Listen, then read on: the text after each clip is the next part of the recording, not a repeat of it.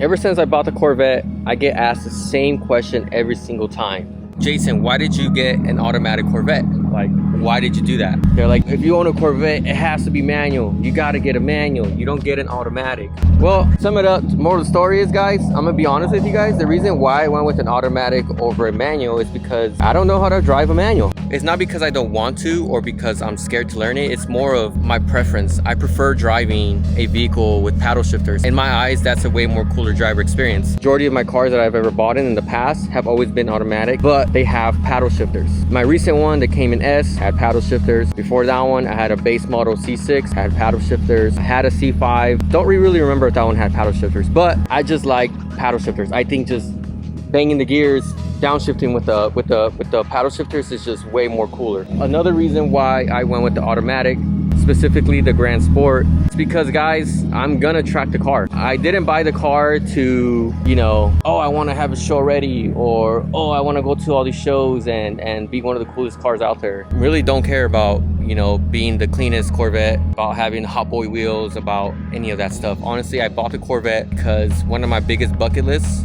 is to track my car. I feel like this was a great like starter car. One, it pretty much has all the components of a Z06, like the big old caliper brakes setup, you know, the hips, the wider tires. Also, some Corvettes came with an option. Some Corvettes came with and some didn't. There is this selective ride knob here that says Tour and Sport, and I want to see if it really makes a difference. I don't think a lot of you guys know this stuff, but so if you press this button here, you get certain options for your vehicle. So it's pretty cool. Traction system off, competitive driving mode, and then another thing, I don't think you guys can really see it. I don't know what you would call it, but like some LED thing that pops up on the screen. But you have certain modes. You have a street mode, which is just regular. It's just, that way you can switch your gears while you're looking at that instead of looking here. Then you have track mode 1, which pretty much just shows the same thing as the first one, but this one shows your temperature levels. Then you have track mode 2. This was my favorite. That way, I don't know, it just looks more cleaner. I'll probably put a picture around here somewhere so that way you can see the differences, because you can't really see it on the camera. But yeah, this car has like track mode options that I kind of like. And obviously you get the S, you get the S mode, which is for sport, I'm guessing. So you can control the paddle shifters. So there you have it. That was the main reason why I went with an automatic Corvette. One, I have a personal better driving experience with paddle shifters. And two, I'm actually gonna track this car. The goal is to track this car. And at the end of this month, which we're in September 1st right now, at the end of this month, there is a track event hosted by my friend. He pretty much just rented a whole track for an event he's hosting, and I want to have the Corvette ready for that. So things we got to do to the Corvette to have it ready for it to be prepared for the track. We got to switch the tires out. So I'm gonna probably switch it out to Toyos. Then another thing, we got to switch out the rotors and the pads, which I already have R1 concept rotors and pads. We got to switch those things out. Then I'm hoping by then, just to add a little bit more horsepower, I'm hoping the K&N cold air intake comes in time, because I want to slap that on really quick. We are going to go get this tuned, because I have a buddy of mine that has the same Grand Sport, and all he did was put long tube headers and straight pipe exhaust, and he tuned it on 91, and that dude's already pushing, he says, like 440. I'm like, 440 headers and straight pipe and a tune on 91, and you're already doing 440? That's pretty freaking cool.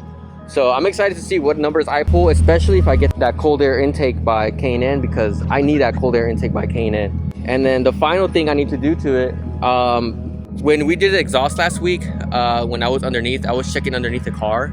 I noticed there was like a leakage, not from the motor, not from the transmission, but there's something leaking around the power steering. So I really got to fix that before I can even go track it. God forbid, I don't want nothing to happen to me or anyone around me when I go and track the car. What are your guys' thoughts? I'm really curious to know in the comments below, what are your guys' thoughts on automatic versus manual? Did you grow up always driving manuals? That's why you always stuck with manuals. Did you grow up always driving automatics and you just stuck with automatics? What is your guys' thoughts on a muscle car that's automatic?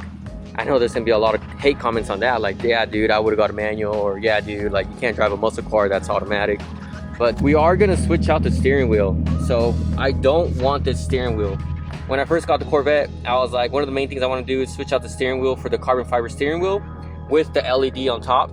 I just think that looks way more cooler. And then we're also going to switch out these shifters, because I don't know why Chevy decided to do this, but they put the shift up right by your thumb to push in. I mean, I understand it because look, this is how I'm holding it. You know, to shift down is right here, to shift up is right here. But it just doesn't flow right. I don't know, for me, it has always been left hand, shift down, right hand, shift up. So while the steering wheel is getting changed, we're also going to be changing the paddle shifters. Do I regret buying an automatic? Short answer is no, I don't regret buying an automatic Corvette. I think this is probably one of the coolest cars you can get that comes with paddle shifters. Again, I'm really curious to know what everyone's thoughts down below. So if you guys could just comment, let me know what your guys' thoughts is on this situation. Is if you would have got a manual for the track or an automatic for the track. Me personally, I want an automatic for the track because especially when you're hitting the corners, like, you know, who knows what speed you're going to be hitting those corners, whether it's 20 miles per hour, 40 miles per hour, 60 miles per hour. You know, if you miss a gear, you know, if it's just to me, it's just easier, just switch the gears up and down. I have it on my steering wheel while I'm making those turns. Again, I've never been on a track day. I don't know what to experience going out for the first day on my track day, but I know number one thing is safety. Another thing too, why I chose this specific Vette over all the other Vettes for sale, I wanted to make sure I bought a Corvette that was completely stock. I mean, I wanted it to be bone stock. I didn't want a Corvette that some young 20-year-old kid bought and was out, you know, doing straight pipes, you know, going out to these takeovers, you know, just swinging it every single weekend. You know, I didn't want that. I wanted a Corvette that was owned by like a grandpa, and that's what this car was owned by. It was owned by a grandpa. It was completely bone stock, nothing done to it, and that's what I wanted because I wanted to be the one to, you know, modify it to my liking, and which is right now, it's getting close. It's getting really, really close to where I want it to be. Yeah, I'm just doing a quick video on it. Yeah, thank you. He goes, whip it, dude. There's no one here, and I'm like, nah, I'm good, bro. All right, so right now let's do some pulls. Maybe not some pulls, but like that way you guys can hear the exhaust.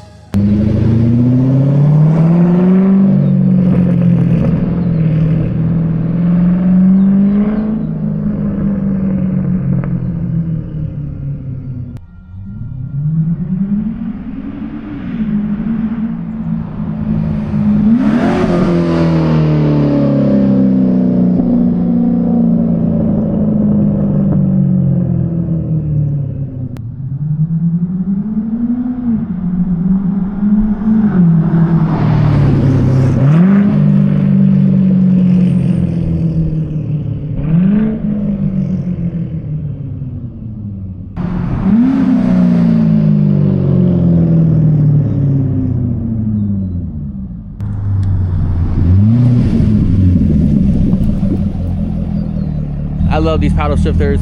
I have a smile on my face every time I'm driving this car.